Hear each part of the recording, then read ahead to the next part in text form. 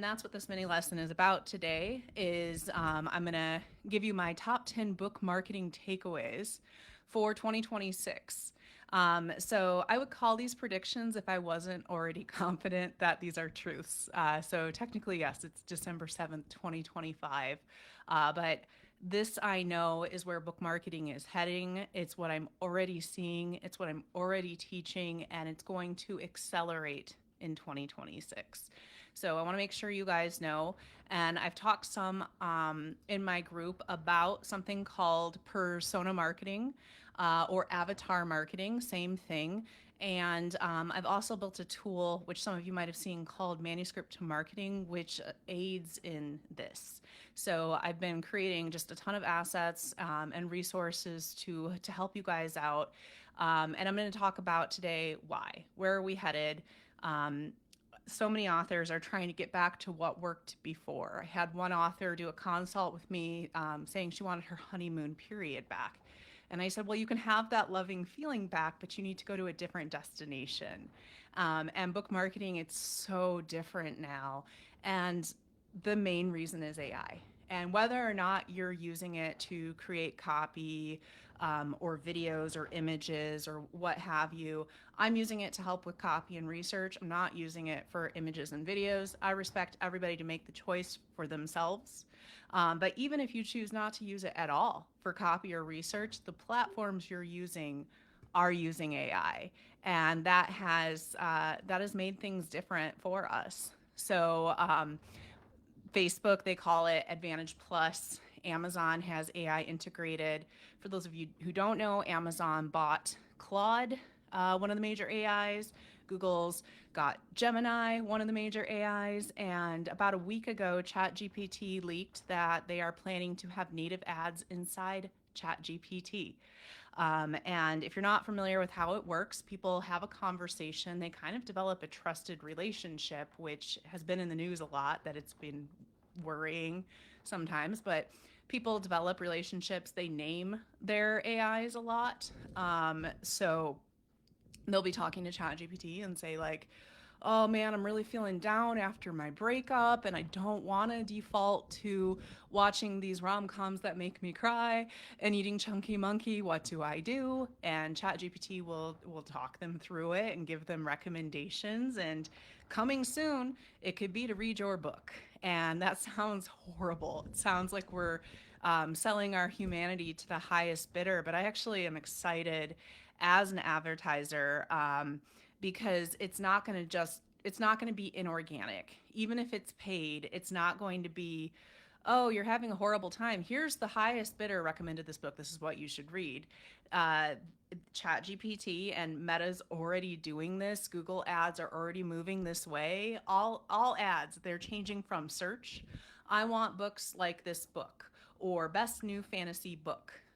It's not search based anymore. It's intent based. What does the reader need to feel?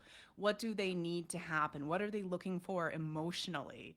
And because of how AI is baked into ChatGPT, obviously, but also it's part of Facebook, it's part of TikTok, it's part of all your major platforms, they can now understand the emotional need. So not just the what is this person looking for, but how do they want to feel and even why, and really tailor that recommendation. So that's something I'm really excited about. And I'm going to show you, before I get to my top 10 book marketing takeaways, I'm going to show you this is my weird fantasy Kickstarter. So this is a book about an autistic gnome and a sentient cheese who is divine and her companion. And it has a lit RPG system that is run by the goddess who is forcing our autistic gnome into service. It is really weird. It's a very, very strange book. It's what I wanted to write. I made a game to go with it for socially awkward people. It's a party card game for socially awkward people, and it's very odd. I can't express enough how strange this creation is. And this is kind of the way I've always written my books. I have a great business brain for other people, but when it comes to my own books, I want to be weird and different. I want to say, what I want to say, the way I want to say it. And write to market has never worked for me, because the more I try to write to market, the more I defy the wisdom of how to write to market. And you get things like the Autistic Cheese book. I also in the past wrote a bisexual dystopian omegaverse romance, which is a combination of things that should never have happened together. But if I would have written that book now, I would be able to sell it because of its uniqueness. Because in the age of AI, it's real easy to write to market with the help of AI, because it understands tropes, and whether or not you're using it, other people are. And maybe they're authors, maybe they're content farms, I don't know. But that unique humanity in your work is what's setting it apart now.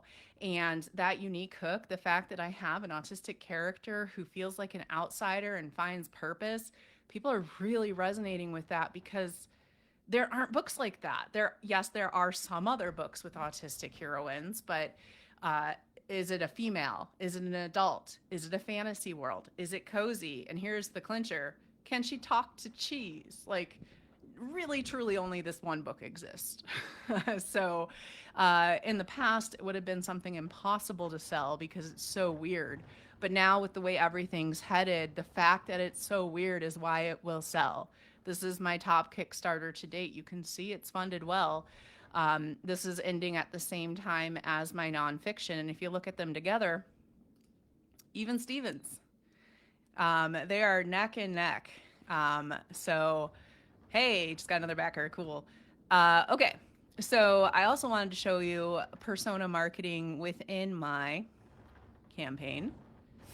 And the fun thing is I shared that I was doing this with my readers, and they thought it was cool. So this is one of my updates for the Kickstarter, and I let them know that, hey, I'm a full-time book marketer as well as an author, and I love doing ads, and you probably backed this campaign because you saw an ad. Let me talk to you about my ads. Readers love that. Like, that would have seemed so uncouth a year ago, like, you know, skeezy. But now they're like, that's so cool. That's so interesting to see how it works. And they're proudly saying which type of readers they are and which ad got them to back the campaign. And you can see here, and I'll link to this update if you want to look at it more in depth, but I have a story-driven gamer, like a cozy gamer, kind of Stardew Valley. I've got hope punk, people who believe community and kindness can save the world. I've got a nostalgia, somebody who, you know, like me, loved Never Ending Story and Labyrinth as a kid, and they want that feeling back. I've got my autistic representation avatar, both for adult people who are neurodivergent and parents of neurodivergent children. And then I've got my cheese goblin. So this last one, befriend the cheese, change your fate. Technically, that's not an avatar. That's a unique selling point, and they're different. And I can break that down at a later time. That's kind of off topic. But once you kind of get familiar with these terms, you'll see the difference. And if you're using my manuscript to marketing, you'll see them in different places of the report as well. So I can tell you that the ones that converted versus the ones that didn't, bang-a-rang, my winner is the neurodivergent avatar, because that's so unique and it's so important to show positive representation. So that one really resonated with people. And the one that worked the worst was the cheese goblin, because it wasn't a proper avatar. I was shoehorning in something different, which you would think would work. But no, like, it's really important to who is your reader. The nostalgia one is kind of vague, so that was my other lower performer, but the cozy gamer and the autistic ones were my biggest winners. And then on this update, I explain what they are. And if you go, you'll see that people were commenting. People comment on the ads. People send me emails and messages on Kickstarter. This resonates with people, and this is where book marketing is headed. All right. So, oh yeah, I wanted to also show you manuscript to marketing. If you haven't tried it out, it's something I built. I have more things coming that I cannot wait to show you. Like the things I am building, oh my gosh. I am only limited by time and the weather and the fact that these haven't been built yet. But if you come and you check it and you scroll down, you can actually look at the reports for this same weird cheese book and see what it does, what it looks like. And it does pull out the reader avatars. So here you can see unique selling points. That's different than the reader avatar. here we have the neurospicy mirror. The reader sees themselves in Zafira's sensory sensitivity, social scripting, and need for routine. They often feel like an alien in a human suit or a gnome in a chaotic world. They are looking for representation that doesn't treat neurodivergence as a tragedy or a superpower to be exploited, but just a way of being. It says what they read, how they read, why they read, what reader promise they want, what other books they're reading. Trope tolerance. So this is for me, like how much is the reader okay with a trope being subverted? Because as I mentioned, I will always make it weird. So this is to see, will I listen to my own program or will I just keep doing whatever I want? And I'll probably keep doing whatever I want, but it's still interesting to know that I'm breaking the rules. I get a dopamine hit off of that. Talks about where these readers hang out, what their hobbies are, and then it gives you elevator pitches. If you meet one of these readers in the wild, and when you know who your avatars are, you know when you meet one, how to sell it to them. Social anxiety is hard, but it's easier when your sidekick is a cheese wheel. So that's one of the elevator pitchers for this. As well as finally a fantasy heroine who saves the day by organizing her inventory. So that hits my my gamer avatar as well. So that's just something I wanted to share. And so now I see a question, and it's how do you use the reader avatar when it comes to targeting ads? By putting it in the copy, by putting it in the aesthetics, that's how you target, because broad targeting is gone. Like authors were really upset that most author interests were removed because you're supposed to target through the context of your ad, because Meta's algorithm / AI / it's called Llama. It can read the ad, it can read the image, it can read the vibes of the image, and then it decides who to serve your ad to. So it's really harmonizing. This is what the book is, this is who it's for, and then making sure that the ad makes it excessively clear. So that's going to be a very deep dive in the course, because that is exactly how meta ads work now. And soon to be all ads, like literally everything. Like I can't wait to see how Amazon ads takes this into account, because they will. They already have Alexa talking to people. Like, let's see what happens. But this is literally where all ads are going. Like, mark my words. And it's going to happen fast. Like I said, Meta already made this change. So here are your top 10 book marketing takeaways for 2026. Intent is everything. So search-based advertising gone. They want intent. Books sell when they match a reader's emotional need in the moment, not when they fit a category. So for my weird cheese book, that's belonging and representation, most of the time with a nice side of absurdity and optimism, but those aren't the primary drivers, which is why those avatars aren't hitting as well. Unique books win. The most distinctive, emotionally coherent books are now the easiest to advertise across every platform. And this is in transition. So yes, trope stacked books, they're still going to do really well in Kindle Unlimited, and I'll talk about Kindle Unlimited later in this list, but that is going to shift. It is going to change because there's so much more noise out there. So you don't want to create more noise. You don't want to yell and clap your hands and clang the cymbals. You want to speak directly to the exact person who needs your book and its message and its promise. So you're going to see this change more and more. Vibes beat tropes. Readers respond to tone, feelings, and atmosphere more than formula or checklists. Again, because even though right to market was the dominant advice for so long, and it's what worked for so long, right to market's very easy for AI, for writers or content farms. So the uniqueness and the authentic emotion is now the main thing that will sell. And it's going to change more and more, and you're going to see this becoming more and more true. AI runs discovery. ChatGPT, Gemini, TikTok, Meta, they all use semantic and emotional signals, not keywords. Your brand matters. Clear author identity makes you easier to surface across all algorithmic systems. So I upset a lot of authors at a recent conference by saying that you need a separate ad account for each genre you write. But it's true, and authors who use one pen name for multiple genres are going to have a harder and harder time unless they have such a strong, unique, cohesive voice and vibe that they can overcome that obstacle. So for my Luna Rider brand, that neurodivergent representation mixed with trope subversion and absurdity, that's pretty strong. I have a couple of subgenres of fantasy that are all clean and family friendly, but one is slice of life and one is adventure. So they're still a little bit different and it's a stretch. I have a portal fantasy in me. I don't know if that's too big of a stretch. We'll see. I might not do it, or I might do it under a different pen name because it matters that much. My pen name Molly Fitz, my other cozy name. I did not write my Luna books under Molly because Molly requires cats. If I do not have a talking cat, it's not a Molly Fitz book. So even though the voice is identical, it's me, it does not matter. Different brand. Here's a big one. Psychographics over demographics. Reader motivations, desires, and emotional states drive conversions more than age or genre. That's why Facebook made the change that upset so many people by taking away the interest targets, most of them anyway, by restricting how much you can narrow down your gender and age and even location, and breaking what you tell it.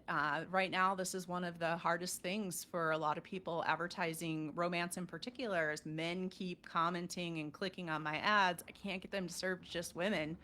Then you need to look at your psychographics, because as they say, sex sells, and if a man sees something sexy, he's gonna click and comment on it. So you have to figure out what is unique and driving, and what's the emotional state of this book beyond using the aha sex sells.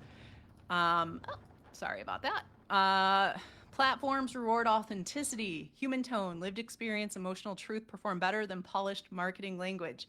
You see that in these mini lessons where this is the first time I've had any kind of text to read to make sure I hit the list, because I know this is a complex topic, and sometimes I really get geeked out about very deep, complex things, and I don't bring them to the level of somebody hearing about it for the first time. That's why I have a checklist right now, but I'm not pretending like I don't. It's on the screen so you can see it.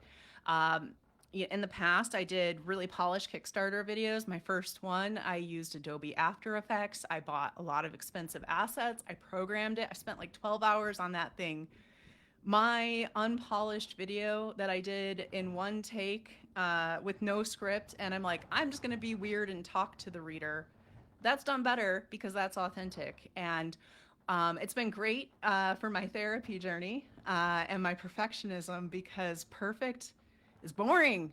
People want to see the humanity, and they're okay if you stumble over your words a little bit because it makes you more relatable. That's why I'm going live despite all my complications, and I didn't worry about that the sun is on my face. Sometimes the sun is on people's face. Like, I know that you guys know I'm real, and the fact that it's not overly polished, I feel like makes me more trustworthy. You can please argue with me in the comments if that's not true. And if the sun on the face is bothering you, you can just listen to me instead of look at me. But the same is true for readers. So I talk directly to the reader without a script. I take photos that are a little bit imperfect. I let the mistakes exist because that people like it. Like, that's a thing. That's a thing that's changing too. Proof of humanity. Also for me, since a big part of my brand is authentic neurodivergent representation, just put me on the camera and give me a microphone, and I'm very clearly authentic in that regards, which helps readers trust me with their journey, because they can see that I'm also on that journey. Right to market must evolve. Formula alone is flat. Formula plus emotional uniqueness is what sells now. I beat that point into the ground, and I'm very excited about it because I could never get right to market to work.